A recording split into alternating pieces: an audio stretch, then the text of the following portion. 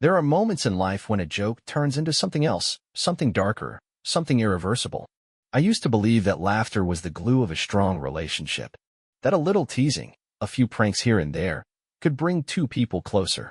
But now, every time I hear someone say, "It's just a joke," my stomach twists. Because that's what she said to me right before my whole world fell apart. My name is Lowell, and for 10 years, I thought I had a good marriage. Miriam, my wife, had always been playful, the kind of person who could turn a dull evening into something exciting with her unpredictable energy. She had this infectious laughter, a mischievous glint in her eye, and a way of making even the most serious moments feel light. I used to love that about her. Used to. It started small, as most things do. Harmless pranks, switching the sugar with salt, pretending to lose her wedding ring, calling me at work with fake emergencies just to hear my panicked reaction before she burst into laughter. It was our thing. At least, I thought it was. I thought I was in on the joke. But then, about a month ago, something changed. Miriam became obsessed with one-upping herself, making her pranks bigger, more elaborate. It wasn't just silly tricks anymore. She started filming them, posting them online, chasing reactions from strangers instead of just laughing with me. At first, I played along, not realizing that what she was doing wasn't just about fun anymore. And then came the prank, the one that ended everything. The one that made me question whether anything in my life had ever been real. That night, I got home later than usual. Work had been exhausting, and all I wanted was to collapse on the couch, maybe share a drink with Miriam, and unwind. But as soon as I walked through the door, I knew something was off. The lights were dim, candles flickering in the living room. Music played softly in the background, romantic, slow, the kind of thing she put on when she wanted to set a mood. I almost smiled. Maybe this was one of her playful surprises, the kind I used to love. "Miriam," I called out, stepping inside, loosening my tie. Then I saw it. A trail of clothes, his shirt, her dress, leading toward our bedroom. My heart stopped. The air in my lungs turned to stone. No, this had to be a joke. Another one of her pranks. Right? I forced myself forward, step by step, my pulse pounding in my ears. My hand trembled as I reached for the door, pushed it open now. And there she was. Miriam, my wife, in our bed, with someone else. They gasped, scrambled, the guy bolting upright, wide-eyed like a deer caught in headlights. But Miriam, she didn't look shocked. She didn't even look guilty. Instead, she grinned. Laughed. "Oh my God, Lowell, you should see your face," she said between giggles. "You really thought I'd cheat on you?" I couldn't speak. I couldn't move. She gestured toward the guy, who was now awkwardly sitting at the edge of the bed, pulling on his pants. "This is Trevor. He's an actor. It's a prank, babe. You know, for my channel." Her words barely registered. My vision blurred at the edges, my body going numb. "A prank? This? You're serious?" I finally managed to say, my voice hollow. "Of course. I wanted to see how you'd react if you thought I was cheating. And wow, you really looked heartbroken. That was perfect. I recorded the whole thing, your entrance, your face, everything." She pointed to the corner of the room, where sure enough, a camera sat on a tripod, its tiny red light blinking. She recorded it. She set this up. She planned this. For a video. For likes. For comments from strangers. My stomach twisted into knots, while rising in my throat. I looked at the man, Trevor, or whatever his name was, and he had the decency to look uncomfortable. He mumbled something about needing to go, grabbed his things, and hurried out. But Miriam just sat there, still laughing, still smiling, like this was all some big joke. And that's when I knew. Something inside me cracked, broke beyond repair. The woman I thought I knew, the woman I'd built a life with, she wasn't real. Or maybe she was, and I had just been too blind, too trusting, too stupid to see it. Miriam finally seemed to realize I wasn't laughing. Her smile faltered. "Oh, come on, babe, don't be mad. It's just a prank. You'll laugh about it later." No, I wouldn't. Because in that moment, standing there in my own home, looking at the woman who thought this was funny, I realized something painful, something final. I would never laugh with her again. I stood there, frozen, as the weight of the moment pressed down on me like a slow-moving avalanche. My ears rang with the echo of her laughter, as if what she had just done was some light-hearted joke, something I'd find funny once I cooled off. But there was no cooling off. There was no coming back from this. I wasn't even sure I was fully breathing anymore. It felt like my body had shut down, my mind trying to process the betrayal wrapped in the disguise of a prank. Miriam finally stopped laughing when she realized I wasn't reacting the way she expected. Maybe she thought I'd yell. Maybe she thought I'd storm out dramatically. Or maybe she thought I'd even laugh it off like some clueless fool. But I did none of those things. I just stared at her, at the woman I thought I knew, while something inside me broke beyond repair. She sighed, rolling her eyes, her body still draped in the sheets she had once called ours. Lowell, come on. It was a joke. You're acting like I actually cheated. She shifted, reaching for her phone on the nightstand. You'll see when I edit the footage. The reactions will be hilarious. People love raw emotions like this. I took a step back, my body moving before my mind even caught up. I needed space, air, something that wasn't this suffocating nightmare. My voice, when I finally spoke, was quieter than I expected. You filmed this for strangers online? Miriam groaned as if I was the one being ridiculous. Lowell, you're overreacting. It's not like I actually did anything with him.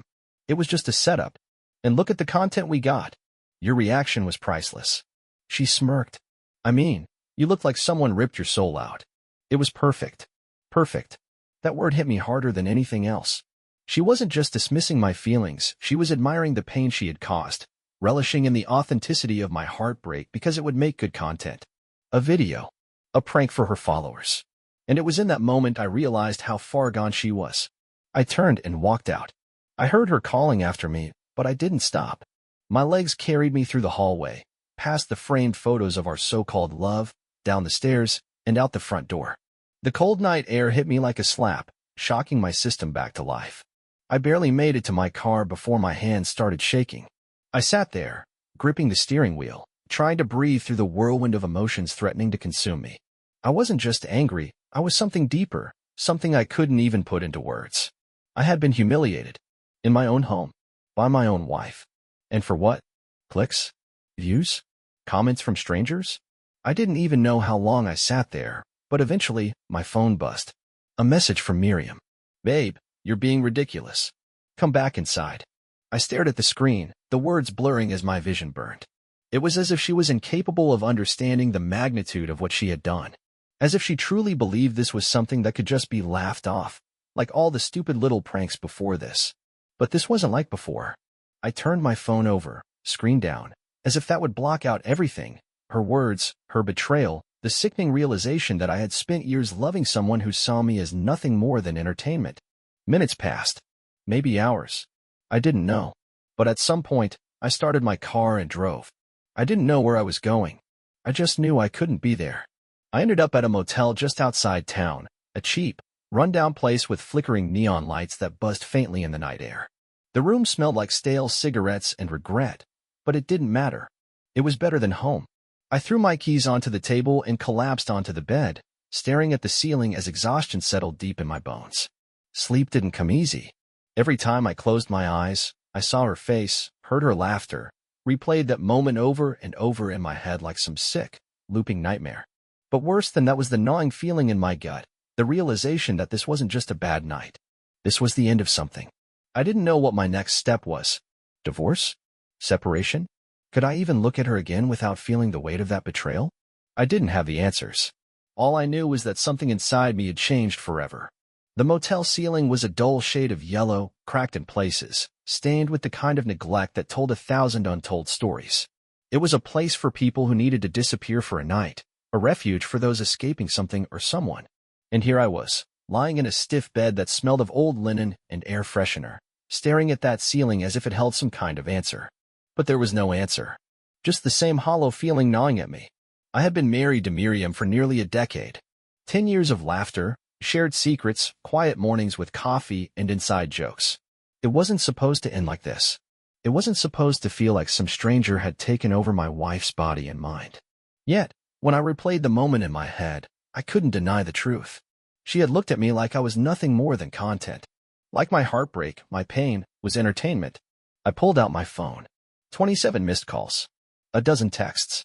All from Miriam. I hesitated for a second before opening the last one she sent. Okay, seriously, you're making this a bigger deal than it is. It was just a prank. Come home. I gripped the phone tighter. How could she not see it? How could she not understand that what she did wasn't just a prank? It was humiliation. It was betrayal. And worse than that, it was intentional. She had set up the camera, had planned every second, knowing full well how I would react. And she didn't stop it. Not when she saw the shock on my face. Not when she saw the devastation. She had smiled through it, laughed even, because to her, my emotions were just fuel for engagement. I turned my phone off and tossed it onto the nightstand, trying to breathe through the tightness in my chest. I needed to think. I needed clarity. But my thoughts were a tangled mess of anger, confusion, and the aching realization that the woman I loved had crossed a line that could never be undone. I barely slept that night. Every time I closed my eyes, I saw the way she had grinned as she told me it was all for content. It wasn't just the act itself. It was the joy she took in it, the way she had been so completely detached from the reality of what she was doing to me. When morning came, I knew I couldn't just let this slide. I had to go back. Not to forgive, not to pretend like everything was fine, but to confront her, to get answers. By the time I pulled into the driveway, the sun was high in the sky. My hands felt like ice as I gripped the steering wheel, staring at the house that used to be my home. It still looked the same. Same porch, same neatly trimmed bushes, same stupid little wind chime Miriam had hung up last summer. But it didn't feel like home anymore. I stepped inside, the air heavy with tension. Miriam was waiting for me in the kitchen, dressed casually, her hair still damp from a shower. She looked up from her phone, her expression flickering between relief and exasperation. "Oh, thank God. You finally came back," she said, setting her phone down like this was just some minor disagreement. "I was starting to think you were really going to drag this out." I clenched my jaw, swallowing the anger rising in my throat. Drag this out. She leaned against the counter, arms crossed. "Look, I get it. You were upset. But seriously, Lowell, it wasn't that deep. You know I'd never actually cheat on you." I stared at her, barely able to process the words coming out of her mouth. "Do you even understand what you did?" She sighed dramatically, as if she was the one who had been wronged. "I made a mistake, okay? I shouldn't have recorded it. I see that now." I let out a sharp laugh, though there was no humor in it. "That's what you think the mistake was? Recording it? Not, setting up an entire scene where you made me believe you were cheating on me? In our bed? With a stranger?" She threw up her hands. "It was supposed to be funny, Lowell. People do these kinds of pranks all the time. It gets views. Engagement. You're acting like I actually did something unforgivable." I stepped forward, my voice dangerously calm. "That's because you did." She blinked, as if I had spoken another language. "Oh, come on. Don't be dramatic." Something inside me snapped. I reached for her phone on the counter, unlocking it with the passcode I still remembered.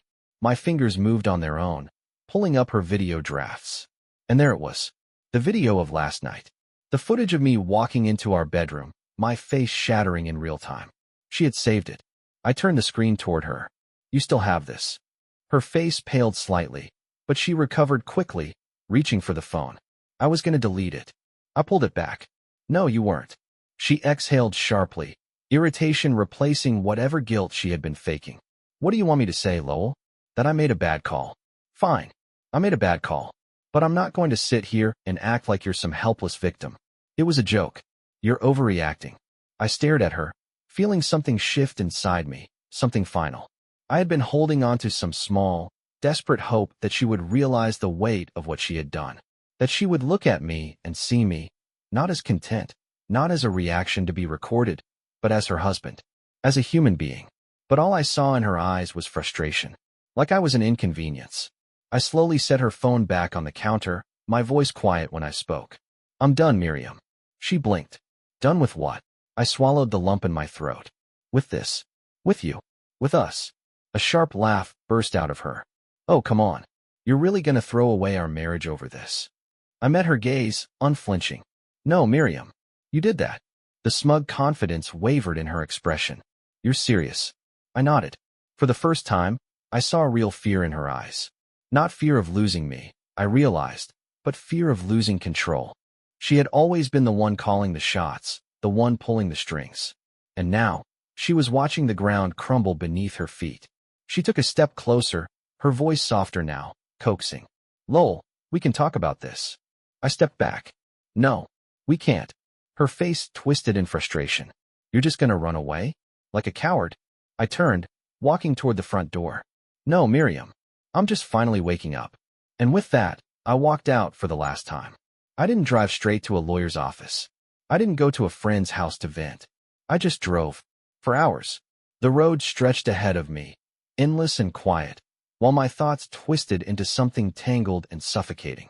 The weight of what had just happened pressed down on me, turning my hands cold against the steering wheel. I had walked out, said I was done, and for the first time since this nightmare started, I actually felt like I meant it. But there was a part of me that still couldn't believe it had come to this. That Miriam had become someone so unrecognizable.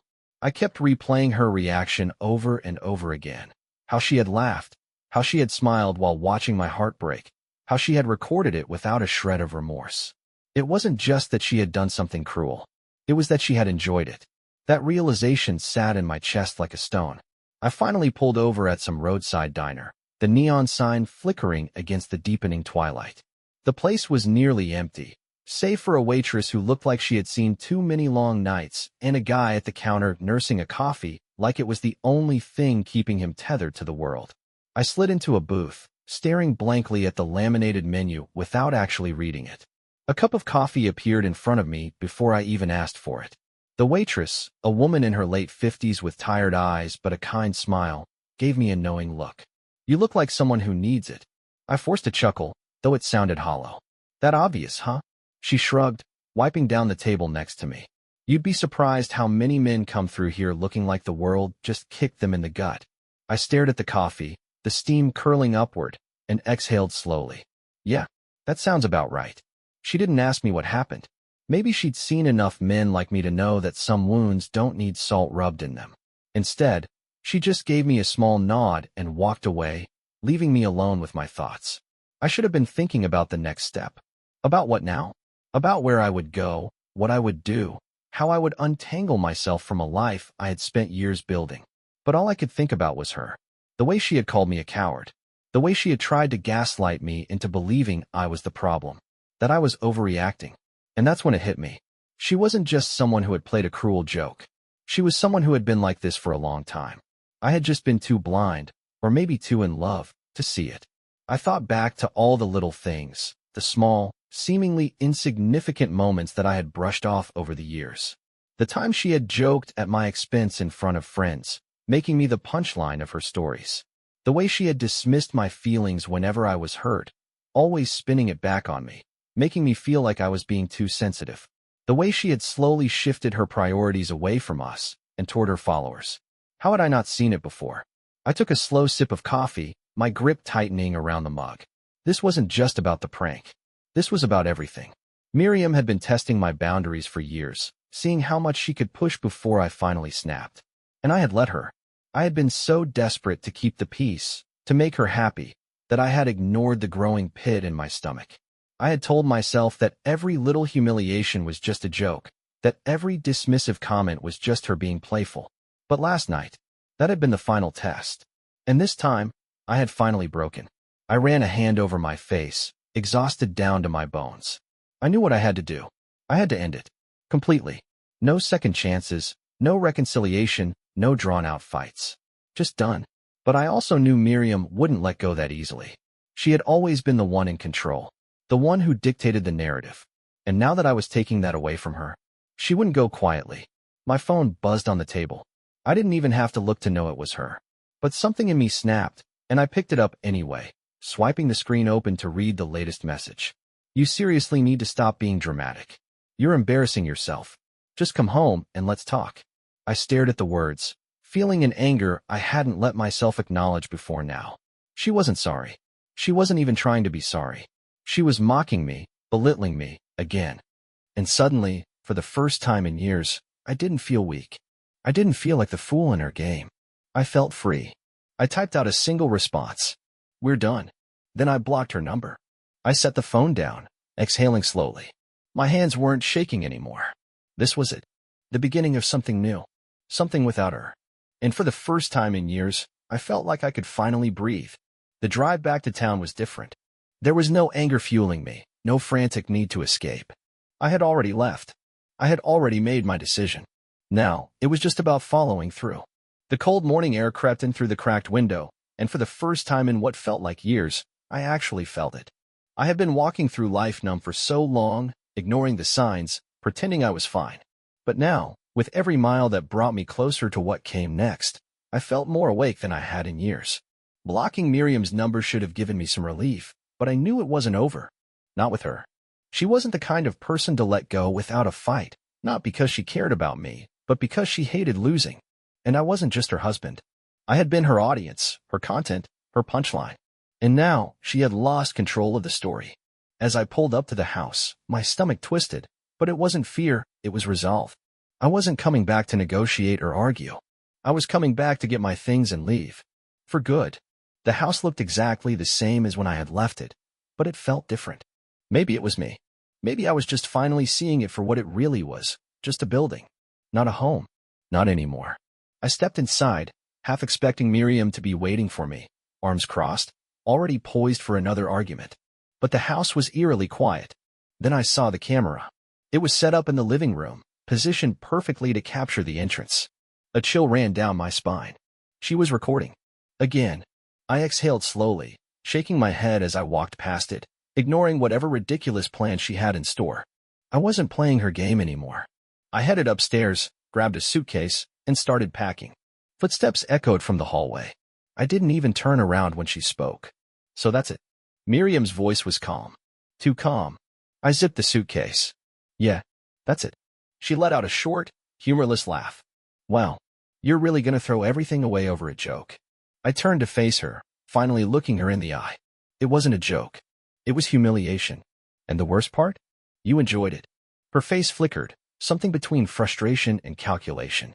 Oh, come on, Lowell. You're acting like I actually did something horrible. What? I put a camera in our room and set up a fake scenario? Big deal. I didn't cheat. I didn't lie. I didn't do anything wrong. I shook my head. You still don't get it. She crossed her arms. No, I do get it. You've always been too sensitive. That's the real problem here. There it was. The same line she had used for years. The same gaslighting, the same dismissive attitude. But this time, it didn't land. It didn't cut through me like it used to. I lifted my suitcase. I don't care what you think anymore. Her eyes darkened, and that's when I saw it, the panic. Not because she was losing me, but because she was losing control. You're seriously doing this?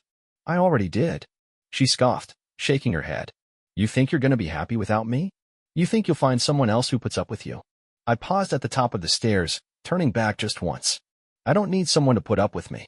I need someone who respects me. And with that, I walked out. The moment the front door shut behind me, it was like a weight had been lifted. I wasn't just leaving a house. I was leaving behind years of manipulation, of belittlement, of pretending. I loaded my suitcase into the car and drove away, not looking back. But even as I left her behind, I knew Miriam wasn't done. Not yet.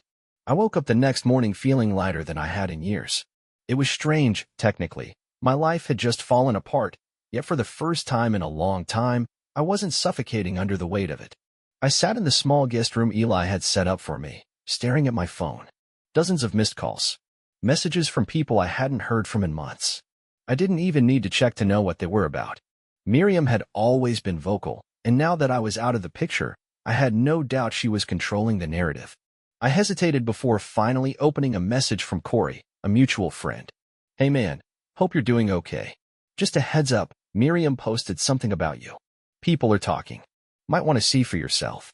I sighed, running a hand over my face. I knew checking would do nothing but stir emotions I was trying to move past, but curiosity won. Her post was long and full of emotions. She talked about our relationship, how things had fallen apart, and how she was hurt by my decision to leave. But as I kept reading, I noticed something. She never actually mentioned the prank. Instead, she framed it as a case of us growing apart. She painted a picture of a marriage where we simply weren't on the same page anymore, where she had been left wondering what went wrong. And people believed it. So sorry you're going through this. Stay strong. If he left that easily, maybe he wasn't the one. You deserve better, girl. I felt my chest tighten, but not with anger. This wasn't an attack, it was a rewrite. A shift in perspective. She wasn't painting me as a villain, just as someone who had given up. And while it wasn't true, I realized something in that moment. It didn't matter. I could spend weeks trying to clear my name. I could go online and tell my side of the story, try to explain what really happened. But for what? To win over strangers? To convince people who had already made up their minds? No. I was done fighting for people's approval. Instead of reacting, I put my phone down, got up, and took a deep breath. Today wasn't about Miriam. Today was about me. I grabbed my bag, got dressed, and walked out of the guest room with a new determination. I had a life to rebuild. Eli was already up, sitting on the couch with his laptop, probably working on something for his freelance gigs. He looked up as I entered the kitchen. "You finally going outside today?" he asked, raising an eyebrow. I smirked. "Yeah. Figured I should start acting like a functioning adult again." He shut his laptop and leaned back. "So, what's next?" That was the big question, wasn't it?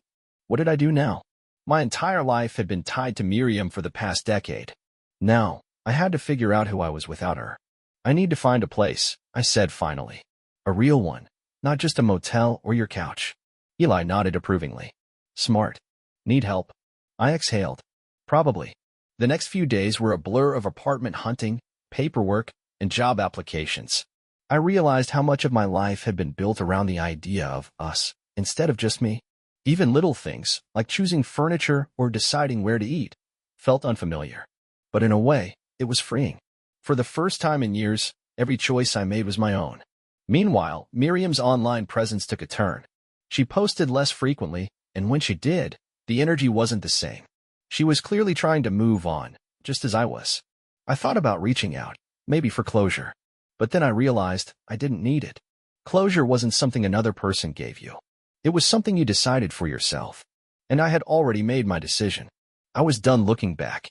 3 months later, I stood in the living room of my new apartment, looking around at what I had built for myself. It wasn't much, just a small one-bedroom, barely furnished, still missing a few essentials. But it was mine. Every piece of it was a reflection of who I was, not of a relationship I had spent years trying to hold together. I had started therapy, not because I was broken, but because I wanted to understand why I had stayed in a situation that made me unhappy for so long.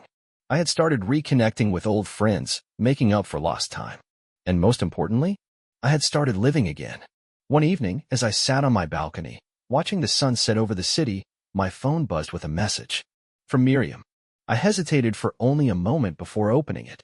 "Hey, I just wanted to say, I get it now. And I'm sorry."